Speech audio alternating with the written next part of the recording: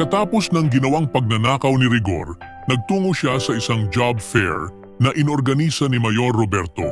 Umaasa siyang makakahanap pa rin ng disenteng trabaho para maitama ang kanyang buhay. Habang nag-iikot, inalok siya ng isang posisyon bilang supervisor ng mga basurero. Napahinto si Rigor at kita sa mukha niya ang pag-aalinlangan. Dignidad ba o bagong simula? Habang abala si Mayor Roberto sa pagtatalumpati para sa kanyang proyekto sa job fair, isang hindi inaasahang panganib ang nagbabadya. May isang sniper na nakapwesto sa malayo, nakatutok sa ulo ni Mayor Roberto. Plano itong ipatumba bilang hudyat ng plano ni Olivia na siya ang pumalit sa pwesto. Biglang umaling-aungaw ang putok ng baril. Sunod-sunod, mabilis, ngunit bigo. Hindi natamaan si Mayor Robert. Nagkagulo ang mga tao. Sigawan, iyakan, takbuhan. Naitago si Mayor Roberto sa likod ng entablado habang patuloy pa rin ang putukan. Determinado ang mga tauhan ni Olivia na tapusin ang misyon, ang buhay ni Roberto. Habang magulo ang paligid, nakadampot si Rigor ng baril mula sa isang patay na tanod. Nanginig man ang kamay, pinili niyang gamitin ito para protektahan ang mayor. Nakipagbarilan siya habang nilalapitan si Roberto. Hinila niya ito at sinabihang sumama upang mailigtas. Walang nagawa si Mayor kundi sumunod habang si Rigor ang humaharang sa mga. Sa kabilang banda, sinimulan na ni Tanggol at ng kanyang grupo ang plano sa pag-double cross sa mga foreigner.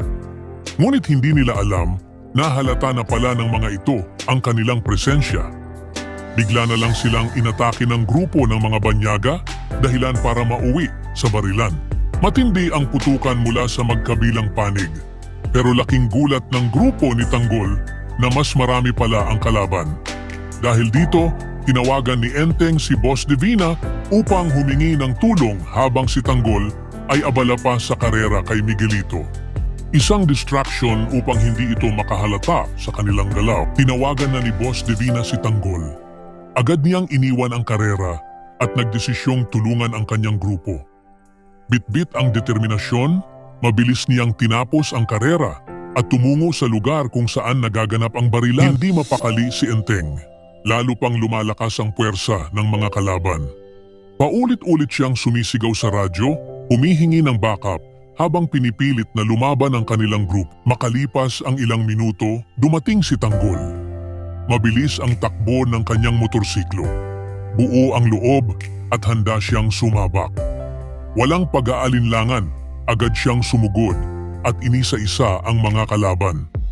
Matapang niyang hinarap ang panganib. Pinangunahan ni Tanggol ang bakbakan. Tinarget niya ang bawat kalaban, tumatakbo habang nagpapaputok.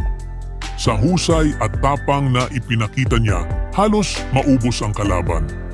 Pinatunayan niyang hindi siya basta-bastang kalaban.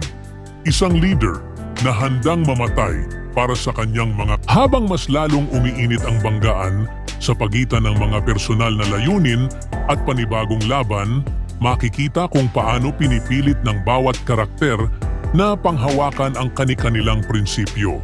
Si Rigor, sa kabila ng kanyang madilim na desisyon, ay muling naharap sa pagkakataong maging bayani sa gitna ng kaguluhan.